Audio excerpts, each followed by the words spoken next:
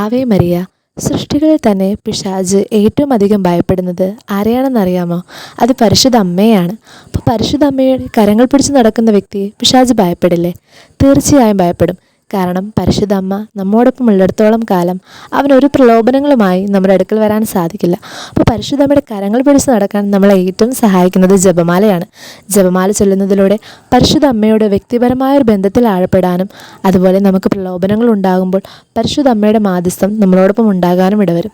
എനിക്ക് ആദ്യമൊക്കെ ജപമാല ചൊല്ലാൻ വളരെ പാടായിരുന്നു. ആ സമയങ്ങളിൽ ഞാൻ ചിറ്റൂർ ധ്യാന കേന്ദ്രത്തിലെ മരിയൻ ചാപ്പലിൽ പോയിരുന്ന് പ്രാർത്ഥിക്കും.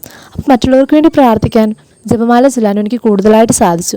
അങ്ങനെ നിരന്തരമായ ജപമാല ചൊല്ലാനും അതിൽ കൂടുതൽ ആഴപ്പെടാനും എനിക്ക് കഴിഞ്ഞു. അപ്പോൾ ചിറ്റൂർ ധ്യാന കേന്ദ്രത്തിലെ മരിയൻ ചാപ്പലിൽ നടക്കുന്ന 24 മണിക്കൂർ ആരാധനയിൽ നമുക്കും വന്ന് പങ്കെടുക്കാം, മറ്റുള്ളവർക്ക് വേണ്ടി പ്രാർത്ഥിക്കാം.